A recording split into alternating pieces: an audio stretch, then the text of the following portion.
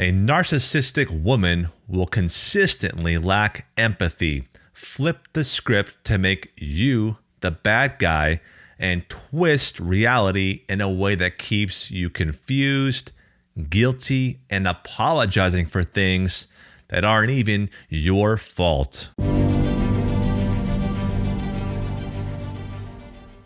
What's up, guys? Welcome back to the Narc Free Man podcast.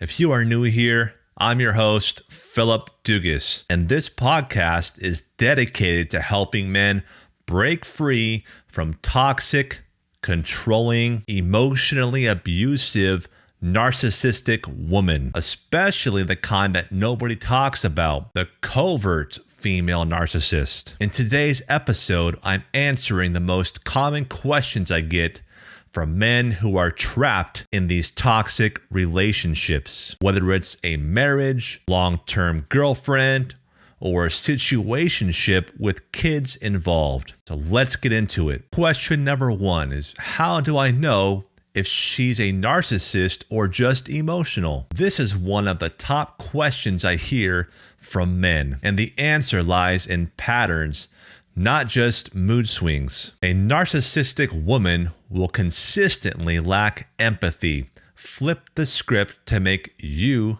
the bad guy, and twist reality in a way that keeps you confused, guilty, and apologizing for things that aren't even your fault. If she's emotionally reactive, but can take responsibility, show remorse, and genuinely care about your feelings, she might not be narcissistic. But if it's always about her needs, her pain, and you are just a tool in her toolbox, that's not emotional. That's manipulative. Question 2. Why do I feel like I'm the crazy one? First off, you are not crazy. You are being gaslit. Gaslighting is when she denies what actually happened, rewrites history, and makes you question your memory, your intentions, even your sanity. It sounds like you are too sensitive. I never said that. That's not what happened. You are twisting things again. After months or years of this, you start to doubt yourself. That's exactly what she wants. When you can't trust your own mind, she can control it. Question 3. Why does she act like the victim after she hurts me? Classic narcissistic move. She plays the victim to avoid accountability. You call her out for lying or cheating, she'll flip it into how you hurt her by being so controlling or so insecure. She weaponizes your emotions against you, cries on cue, or brings up past trauma to derail the conversation. And before you know it, you are the one apologizing again. Hey, quick interruption to the show. I want to let you know that I put together a free guide called 21 Signs She Might Be a Narcissist. It breaks down the exact red flags that most men miss until it's too late. This isn't some therapy fluff or watered down relationship advice. These are the real signs you need to watch for if you are dealing with a woman who uses guilt, gaslighting, and emotional control to keep you stuck. I've helped thousands of men through my podcast, and 9 times out of 10, they say this guide was the moment everything clicked. They finally saw her for what she was. And more importantly, they stopped blaming themselves. So if you have ever wondered, am I crazy or is she just that good at pretending? Click the link in my bio or the description below and download the free guide.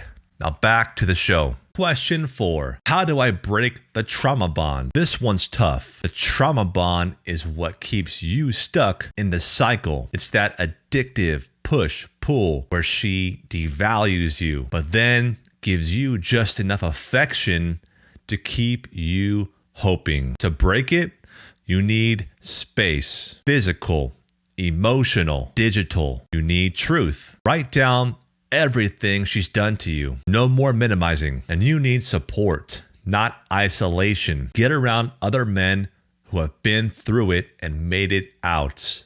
It's not weakness to ask for help. It's strength to break the cycle. Question 5. How do I protect myself during the breakup? If kids, finances, or legal stuff is involved, you need a strategy. First, stop arguing. Narcissistic women thrive on emotional chaos, especially when they feel you pulling away. Document everything. Screenshot texts, save voicemails, protect your assets, and talk to a lawyer who understands high conflict personalities. Also, do not tell her your exit plan. She will sabotage it. Move quietly.